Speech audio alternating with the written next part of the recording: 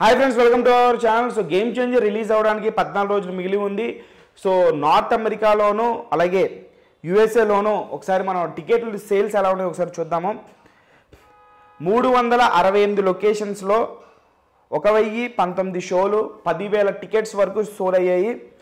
$2,80,000 అంటే 2,30,00,000 వరకు pre sales ఇప్పటివరకు జరిగాయి. సినిమాకి ఇంకా 14 రోజులు మిగిలి ఉంది. అలాగే total North America premier advance చూసుకుంటే కనుక, ప్రీమియర్ అడ్వాన్స్ సేల్స్ చూసుకుంటే కనుక $2,90,000 అంటే 2,40,00,000 వరకు మొత్తం ప్రీ సేల్స్ అనేవి జరిగింది. సో 14 రోజులు మిగిలి ఉండగానే ఇంకా ప్రీమియర్స్కి. సో సోషల్ మీడియాలో పెద్ద ఎత్తున అభిమానులందరూ కూడా సరైనటువంటి హెచ్డి షోస్ కూడా పెంచట్లేదు, ఇవ్వట్లేదు అనేటువంటి వాదన నడుస్తుంది. శ్లోక ఎంటర్టైన్మెంట్స్ అనేటువంటి డిస్ట్రిబ్యూటర్ సంస్థ ఈ సినిమాని గేమ్ చేంజర్ని ఓవర్సీస్లో రిలీజ్ చేస్తుంది.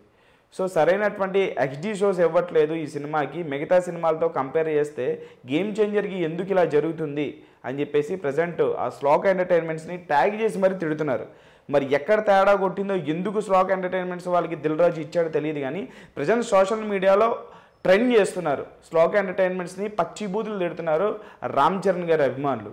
మరి ఇదైతే నెక్స్ట్ సినిమా నుంచి జరగకూడదని కోరుకుంటున్నారు. మరికొంతమంది ఏమో టికెట్లు బుక్ అవ్వాలంటే ప్రైమ్ షోస్ ఇవ్వాలి, మెయిన్ థియేటర్స్ ఇవ్వాలి, ఎక్కడో ఊరి చివరి థియేటర్లు ఇస్తే ఎట్లా వీలవుతుంది, బుకింగ్స్ కూడా ఎవరైనా సరే మంచి థియేటర్లో చూడాలనుకుంటారు కదా, మంచి క్వాలిటీలో చూడాలనుకుంటున్నారు కదా అని చెప్పేసి ఇలా రకరకాలుగా మాట్లాడుతున్నారు.